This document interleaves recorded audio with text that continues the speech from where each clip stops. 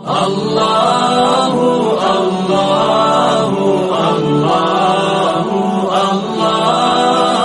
اللہ اللہ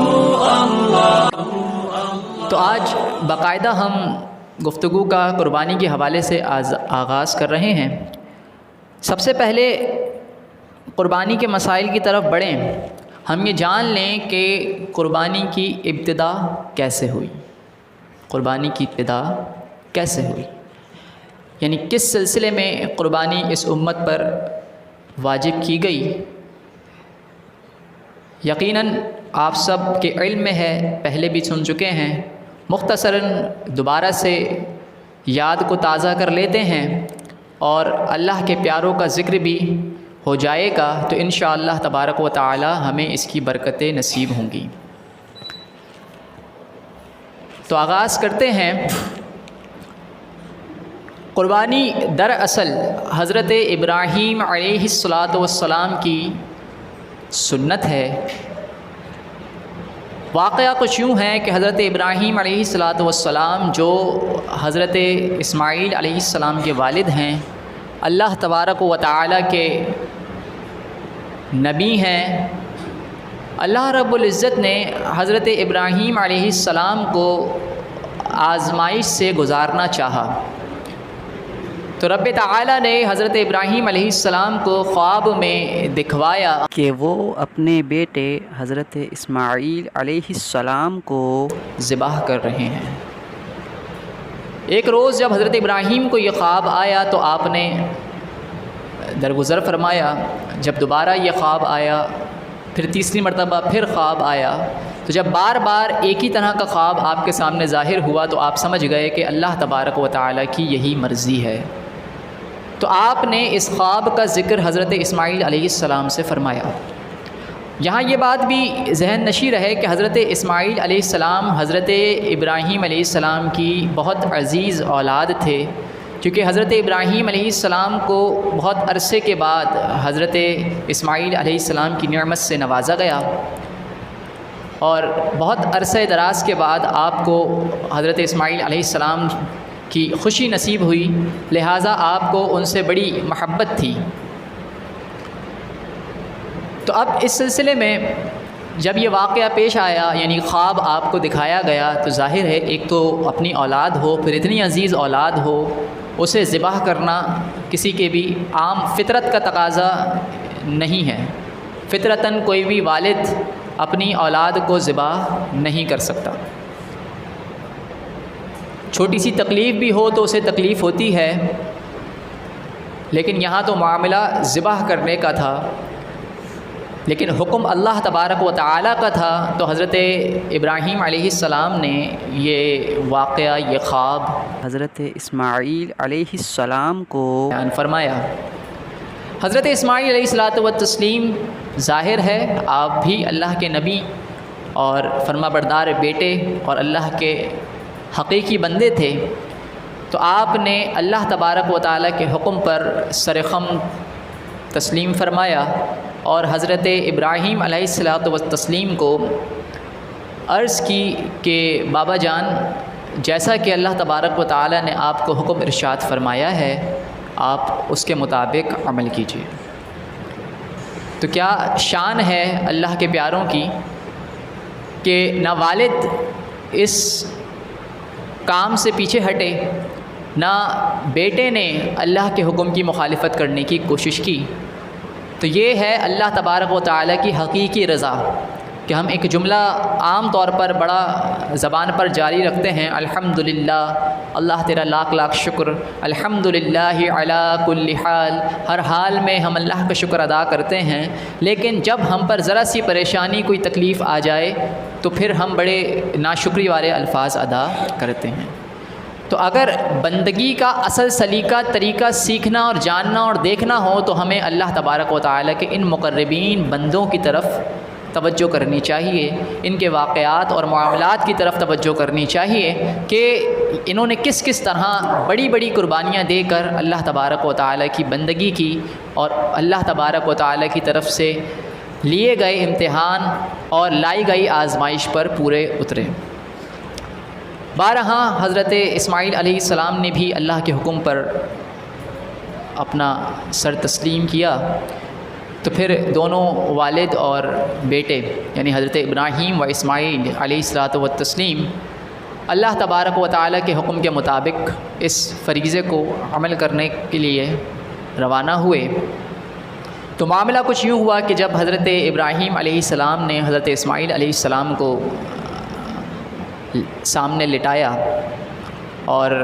حضرت اسماعیل علیہ السلام کے بھی آنکھوں پر پٹی باندھ لی، اپنی آنکھوں پر بھی پٹی باندھ لی کہ ایسا نہ ہو کہ بیٹے کو دیکھ کر والد کا دل بھر آئے اور اللہ تبارک و تعالیٰ کے حکم کی بجا آوری میں کسی قسم کا کوئی خلل پیدا ہو جائے۔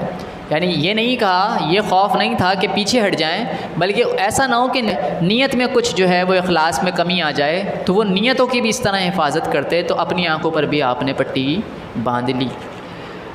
اور پھر جب آپ نے چھری کو حضرت اسماعیل علیہ الصلاۃ والتسلیم کی گردن مبارک پر چلانے کی کوشش کی تو اس میں مختلف روایات ہیں۔ ایک روایت کے مطابق درمیان میں کوئی پیتل یا تانبے کی پلیٹ وغیرہ جو ہے حائل ہو گئی کہ جس کے سبب اس پر چھری نہ چل سکی۔ تو اللہ تبارک و تعالیٰ نے اس آزمائش میں حضرت ابراہیم علیہ السلام کو مبتلا فرمایا اور حضرت ابراہیم علیہ السلام نے اس کی بجا آوری کے لیے اللہ تبارک و تعالیٰ کے حکم پر عمل کیا۔ تو بارہا بیچ میں ایک تانبے وغیرہ کی پلیٹ حائل ہو گئی کہ جس کی وجہ سے وہ چھری اس پر نہ چل سکی، اور پھر اس کا نتیجہ یہ ہوا کہ درمیان میں جنت سے ایک مینڈا بھیجا گیا جو رکھ دیا گیا اور چھری پھر اس مینڈے پر چلائی گئی۔ تو اس طرح اللہ تبارک و تعالیٰ نے حضرت اسماعیل علیہ السلام کی جگہ اپنی بارگاہ میں ایک مینڈے کو قبول فرمایا۔ تو یہ حضرت ابراہیم کی طرف سے حضرت اسماعیل علیہ السلام کے بدلے اللہ کی بارگاہ میں صدقہ ہو گیا۔ تو معزز سامعین، جیسا کہ ہم نے سماعت کیا، واقعہ طویل ہے، مختلف طریقے سے اس کو بیان کیا جاتا ہے، لیکن مقصود یہاں پر اصل سمجھنا ہے، عبرت حاصل کرنا ہے کہ ہم جب بندگی کی بات کرتے ہیں کہ اللہ تبارک و تعالیٰ کی شان کس قدر بلند و بالا ہے، تو اس کی بندگی کا سلیقہ طریقہ بھی اسی کے شایان شان ہونا چاہیے۔ لیکن ہم چونکہ دنیاوی معاملات میں اور اپنے اس کمزور سے دل اور اپنی اس باطل سوچ اور دنیاوی خطرات و خدشات کے تحت انسانی فطرت کے مد نظر رکھتے ہوئے بعض اوقات بلکہ اکثر اللہ تبارک و تعالیٰ کی بندگی درست انداز میں نہیں کر پاتے، جس کا نتیجہ یہ ہوتا ہے کہ اس کی بندگی میں کوتاہیاں واقع ہوتی ہیں، اور وہ خوف اور وہ ہراس مفلسی کا، افلاس کا، نقصان کا، کسی چیز کے چھن جانے کا، جان جانے کا، یہ جو خطرات اور یہ جو خدشات ہیں، ان تمام چیزوں کے سبب اللہ کی بندگی درست انداز میں نہیں ہو پاتی، اور اسی کے سبب بعض اوقات ظلم سر اٹھاتا ہے کہ ہم چونکہ خوف کھا رہے ہوتے ہیں تو بعض اوقات حق گوئی سے بھی ہم پیچھے ہٹتے ہیں کہ ایسا نہ ہو کہ میں حق بیان کروں تو سامنے والا کہیں مجھے کوئی نقصان نہ پہنچا دے، اور یہی وہ سبب ہے کہ جس کی وجہ سے برائیاں اور ظلم اور بربریت اور جرم حد سے زیادہ جو ہے وہ بڑھتے ہیں، کہ جب ہم حق بلند کرنا چھوڑ دیں گے، جب ہم باطل کی مخالفت اور اس کے خلاف کھڑا ہونا چھوڑ دیں گے تو ظاہر ہے کہ باطل اپنا سر مسلسل اٹھاتا رہے گا۔ تو اولاً تو ہمیں اللہ تبارک و تعالیٰ کی تقدیر اور اس کی طرف سے جاری کردہ احکامات پر پختہ یقین ہونا چاہیے کہ اس کی منشیت، اس کی منشا ہمارے ارادے اور خیالات پر مقدم ہے۔ ہم چاہے کچھ بھی کر لیں، ہماری سوچ چاہے کچھ کہتی ہو، لیکن جو چیز اللہ تبارک و تعالیٰ کی طرف سے ہمارے مقدر میں لکھ دی گئی ہے، یقیناً وہ ہمارے حق میں بہتر ہے۔ تو اس لیے ہمیں ہر حال میں اللہ کا شکر ادا کرنا چاہیے۔ تو ہمارے ساتھ بھی اس طرح کے معاملات ہوتے ہیں، بہت سی عزیز چیزیں ہوتی ہیں، بہت سے عزیز رشتہ دار ہوتے ہیں جو ہمیں چھوڑ کر چلے جاتے ہیں، تو ہمیں وہاں پر بھی صبر کا مظاہرہ کرنا چاہیے کہ اللہ تبارک و تعالی یقیناً ہمارے حق میں جو فیصلہ فرماتا ہے وہ اس کی طرف سے بہتری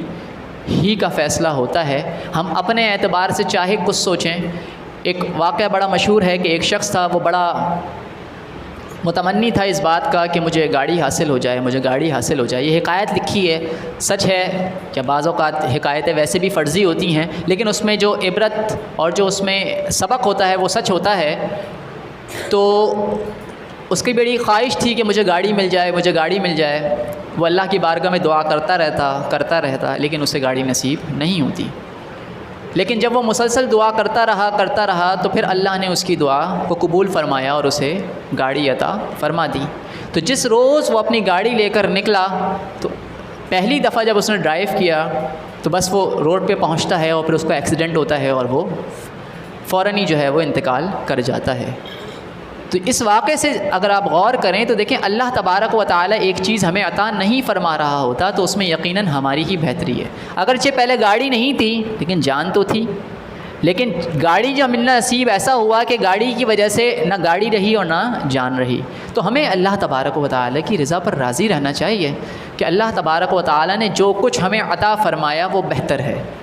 اور جس چیز کی ہم تمنا کر رہے ہیں اور اللہ سے دعا ضرور کرنی چاہیے کہ اے اللہ اسے ہمارے حق میں بہتر فرما دے اور پھر ہمیں عطا فرما دے۔ لیکن اگر وہ ہمارے حق میں بہتر نہیں ہے اور اللہ رب العزت ہمیں اسے عطا نہیں فرما رہا ہے، یا کوئی چیز ہمارے پاس تھی اور اب اس نے واپس لے لی ہے، تو ہمیں اس پہ صبر کا مظاہرہ کرنا چاہیے اور ہمیں اس بات پر کامل یقین ہونا چاہیے کہ اللہ تبارک و تعالی جب ہمارے لیے کسی قسم کا کوئی بھی ارادہ فرما رہا ہے تو یقیناً وہ ہمارے ہی حق میں بہتر ہے۔